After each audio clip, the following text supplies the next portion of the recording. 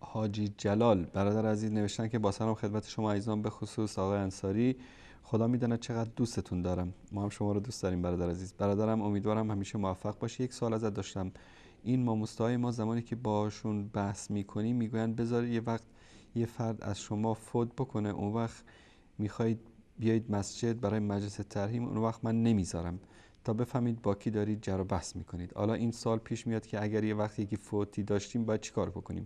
حتی اگر من و امثال من اندک بگیم که بابا جان اصلا مسجد جای مجلس ترحیم فاتحه‌خوانی نیست، اینا که از فامیل های دور و نزدیک و آشنا هستن میروند پیش ماموستا و کلی از ما بد میگن و دل حاجی آقا رو به دست میارن. دوباره همان آش و همان کاسه. چیکار باید کرد؟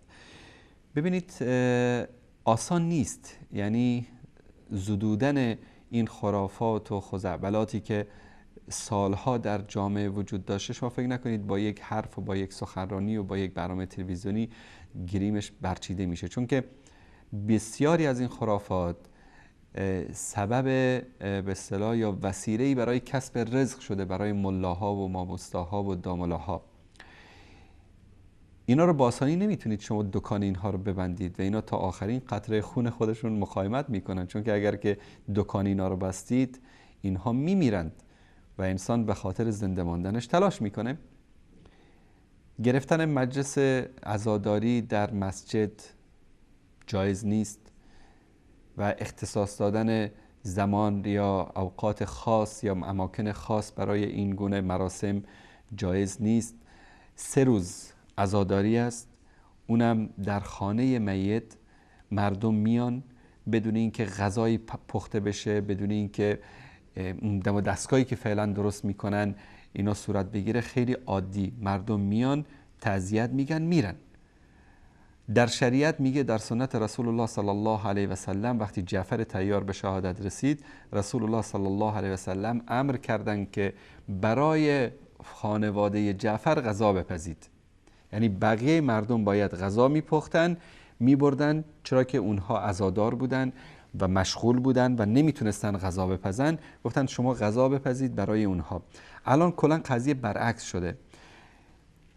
مردم اگر که کسی از اونها فوت بشه، مثلا در تاجیکستان، در افغانستان، در ایران بیشتر، مثلا مصیبت مرده به یک طرف، مصیبت‌های دیگری که بر این خانواده وارد میشه مصیبت اصلی رو از یادشون میبره. شما تصور بکنید 2000-3000 نفر میان خونه میت در اوقات مختلف طبعا یا شاید در روز معین و همه اینها رو باید براشون غذا تهیه کرد، براشون چای تهیه کرد، براشون شربت تهیه کرد، از همه اینها باید پذیرایی کرد. خلاصه پدر این خانواده در میاد تا اگر کسی بمیره، یعنی کسی مثلا پدرش فوت میکنه خدای نکرده، برادرش یا کسی از نزدیکانش، مصیبت مرده، این کسی که مرده، عزیزشون که مرده، اونو فراموش میکنه. باید به در و دیوار خودشو بزنه، قرض بکنه، خودشو بدهکار بکنه از مردم تا بخواد این مراسم جاهلی، مراسم خرافی که نه اصل و سندی در شریعت داره، نه در دین داره، نه الله امر کرده، نه رسول الله صلی الله علیه و سلم دستور دادن، نه اهل بیت و صحابه این کارا رو کردن، این مراسم رو باید هر طوری که شده انجام بده. چون اگر انجام نداد چی میگه؟ میگه مردم میگن که آه والا کار زشتی کرده فلانی. شما اگر میخواید برای مردم زندگی بکنید جداست، اگر میخواید برای خدا زندگی بکنید باید این سختی ها و این مشکلات رو در راه دین تحمل بکنید. امروز شاید برای شما برادر عزیز آقا جلال، برای شما شاید مشکل باشه که مثلا بیایید این مراسم عزاداری رو اونطوری که معمول هست مثلا در کردستان انجام ندید. شما این سختی رو میکشید، بعد از شما مردم جرأت پیدا میکنن، 1-2 نفر دیگه هم این کارو میکنن، آهسته این در شهر پخش میشه.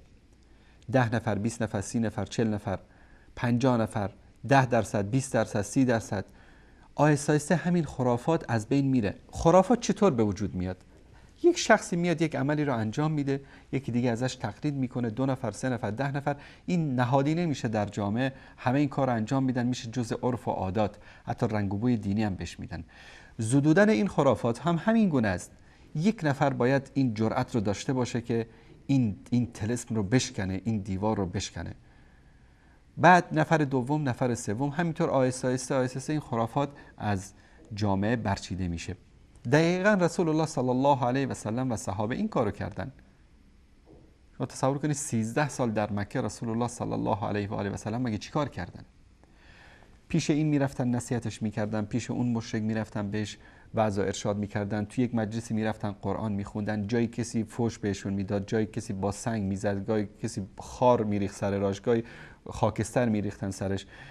در طائف رفت برای دعوت، رسول الله صلی الله علیه و سلم رو اینقدر با سنگ زدن که خون از بدنشون جاری شد.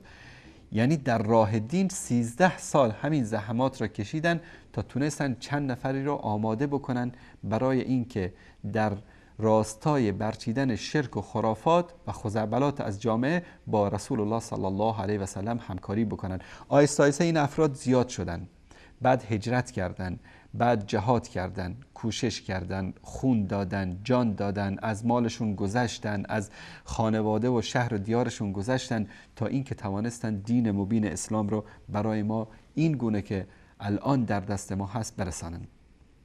پس وقتی که شما میخواید یک خرافاتی رو، یک گمراهی رو از جامعه دور بکنید، کار آسانی نیست.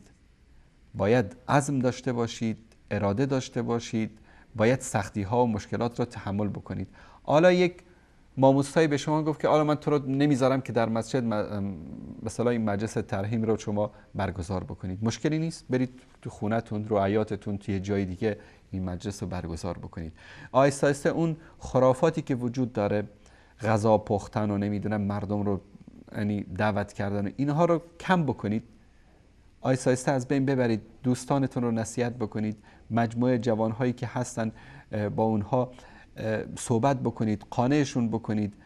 شاید در شروع بهتون فوش بدن همونطوری که به رسول الله صلی الله علیه و سلم فوش دادن. شاید در شروع شما رو کتک بزنن همونطوری که رسول الله صلی الله علیه و سلم رو زدن.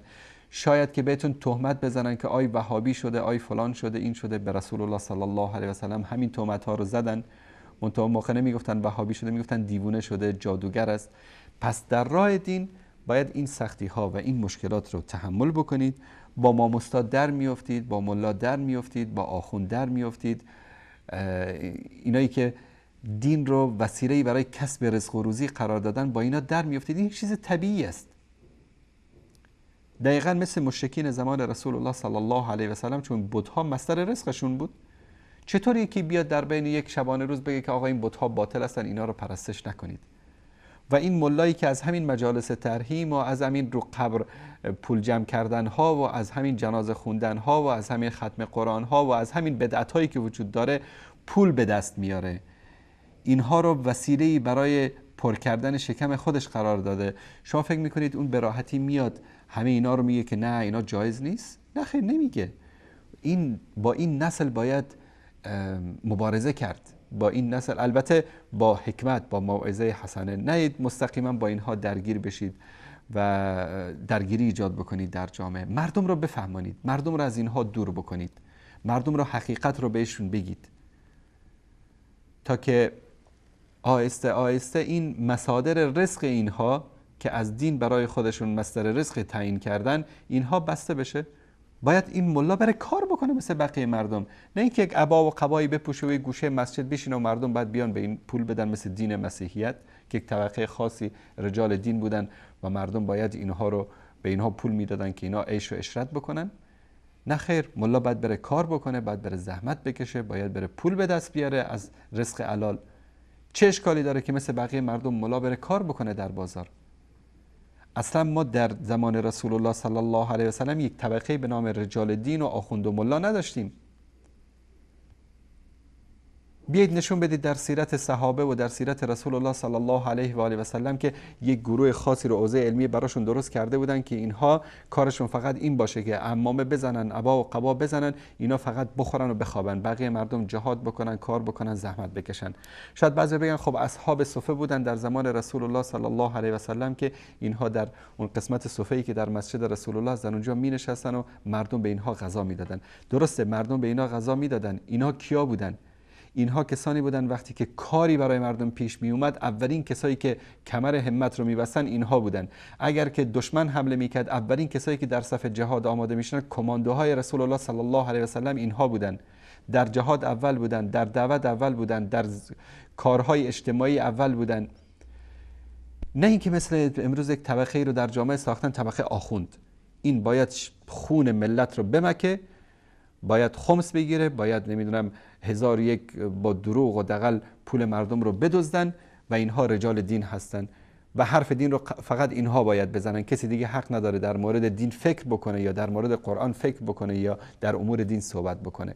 این همون دسیسه است که دشمنان اسلام در بین مسلمان ها انداختن تا جایی که شاید مردم تاجیکستان، افغانستان باید داشته باشن میگفتن به قرآن دست نزنید، این قرآن رو نخونید، در تاقچه ها باید 7 پوش به اصطلاح برای این درست بکنید، در بالا بگذارید، چون که اگر اشتباه خوندی گناهکار میشید. رسول الله صلی الله علیه و سلم میگه که اگر به مشکلات و به سختی خوندی 2 ثواب داری، اگر به راحتی خوندی 1 ثواب داری. اینها میگن نه قرآن نخونید. چرا؟ چون نمیخواستن مردم از قرآن باخبر بشن. مردم باید مثل دین مسیحیت محتاج همون کشیش، همون آخوند، همون ملا باشن. هر موقعی که نیاز داشتن باید برن پشت در خونه ملا، جناب ملا بیا مشکل ما رو حل بکن، بیا جنازه ما رو بخون، بیا فلان کار بکن، بیا. نه، در دین مبین اسلام این چیز نیست.